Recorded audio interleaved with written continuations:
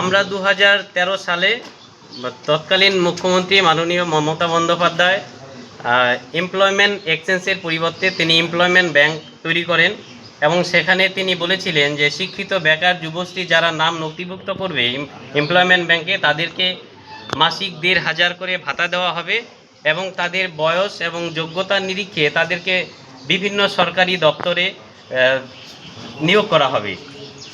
তো আমরা আজকে দীর্ঘ সেই 13 সাল থেকে আজকে 2026 সাল দীর্ঘ এতদিন হয়ে গেল সরকারের পক্ষ থেকে কোনো আমাদের যুবশ্রীদের কোনো ব্যবস্থা করা হয়নি। আমরা আজকে আবার এক্সচেঞ্জ অফিসে আসছি, এমপ্লয়মেন্ট এক্সচেঞ্জ অফিসে আমরা আমাদের সংগঠনের পক্ষ থেকে স্মারকলিপি প্রদান করলাম, যাতে এখন নতুন সরকার আসছে, আমাদের নতুন সরকারের কাছে এই দাবি যাতে এই শিক্ষিত বেকার যুবকদের অবিলম্বে সরকারি বিভিন্ন দপ্তরে যোগ্যতা অনুসারে তাদেরকে নিয়োগপত্র দেওয়া হয়। সংখ্যা কত বললো আজকে আপনারা দেখা করার পরে?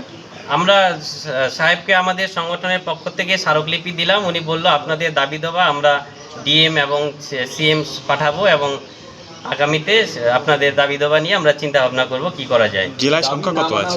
জেলায় আমাদের সংখ্যা 1,500 যুবশ্রী রয়েছে। আমরা দাবি না মানা হলে কি করব? দাবি না মানা হলে আমাদের সংগঠনের পক্ষ থেকে আগামীতে আরো বৃহত্তর আন্দোলন করা হবে।